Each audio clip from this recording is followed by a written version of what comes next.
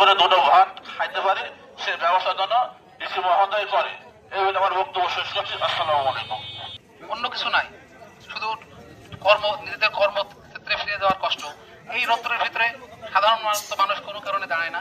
আমরা দাঁড়িয়েছি আজ রাস্তায় বসার থেকে স্থায়ীভাবে রাস্তায় বসতে না হয় সেই পরিপ্রেক্ষিতে বাঁচার জন্য আজ এখানে এসেছি। আমাদের একটাই দাবি, আমাদেরকে পুনর্বাসন না করে আমরা যেভাবেই হোক কোনো রকম ব্যবসা করে চলছিলাম, জীবনযাপন করছিলাম, সেভাবে যেন আমরা চলতে পারি।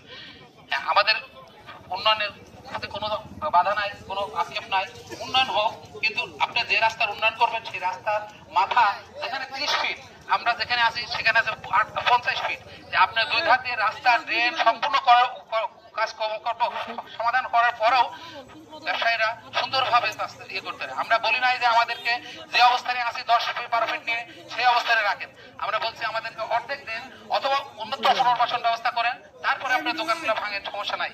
কিন্তু তারপরেও আপনারা যদি এই দেশের দুরবস্থা দুর্দিনে যদি এখানে দাঁড় করান, যে যেখানে গ্যাস তেল দুর্বিষহ মানুষ জীবন নিয়ে দুর্বিষহ, সেই দুর্বিষহ অবস্থার ভিতরে যদি আপনারা আবার আমাদেরকে আরো রাস্তায় নামিয়ে দেন, তাইলে মানুষ সংসার পরিজন নিয়ে বাঁচবে কি করে? একটা দোকান মানে একজন মানুষ নয়, একটা দোকান মানে তার সাথে জড়িত আছে তার পরিবার, তার কর্মচারী, সেই কর্মচারীর পরিবার। তো এই হিসাব করতে গেলে একটা টোটাল মার্কেটে অন্তত 3 থেকে 4 হাজার লোক এর উপর নির্ভরশীল। এই লোকগুলা কোথায় যাবে? এই লোকগুলা কি করবে? এদেরকে বাঁচার অধিকার দিন, আমাদেরকে বাঁচতে দিন। এটাই আমাদের আশা, যে পুনর্বাসন না করে আমাদেরকে অন্তত ভাঙবেন না।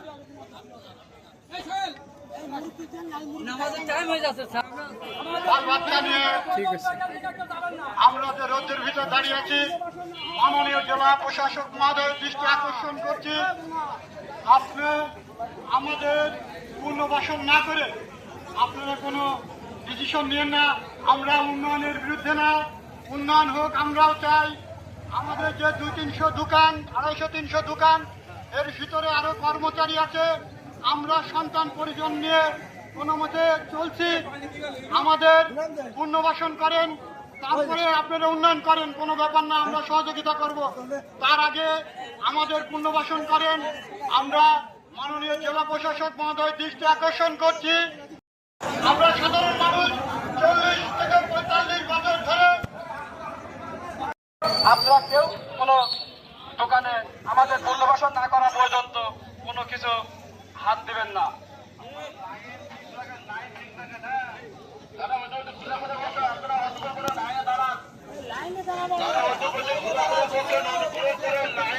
আমাদের দোকানদার ভাইরা আশেপাশে ঘোরাঘুরি না করে লাইনে দাঁড়ান, আশেপাশে ঘোরাঘুরি না করে লাইনে দাঁড়ান।